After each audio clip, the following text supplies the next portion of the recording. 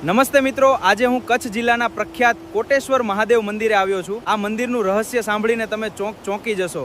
જો તમે આ ચેનલ પર નવા છો તો સબસ્ક્રાઇબ કરવાનું ભૂલતા નહીં।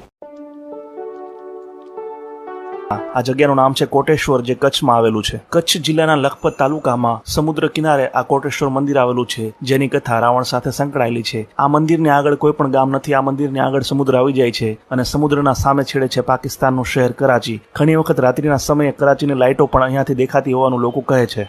એવું કહેવાય છે કે રાવણે ભગવાન શિવની ખૂબ જ આકરી તપસ્યા કરી અને તપસ્યાના અંતે ભગવાન શિવે તેને એક શિવલિંગ આપ્યું અને શ્રીલંકામાં સ્થાપિત કરવા માટે કહ્યું, પરંતુ રાવણની ભૂલના કારણે આ શિવલિંગ આ કોટેશ્વર નામની જગ્યાએ સ્થાપિત થઈ ગયું। એવું કહેવાય છે કે રાવણને બ્રહ્મા નાખવા માટે આ એક શિવલિંગ કરોડો શિવલિંગ બની ગયા હતા। કોટી શબ્દનો અર્થ થાય છે કરોડ, એટલા માટે જ આ જગ્યા કહેવાય કોટેશ્વર મહાદેવ। કચ્છના ભુજથી કોટેશ્વર 125 કિલોમીટરના અંતરે આવેલું છે કે જ્યાં તમે બાય રોડ જઈ શકો છો। રસ્તો સારો છે। ભુજ ઉપરાંત માંડવીથી સરકારી બસો પણ કોટેશ્વર સુધી જાય છે।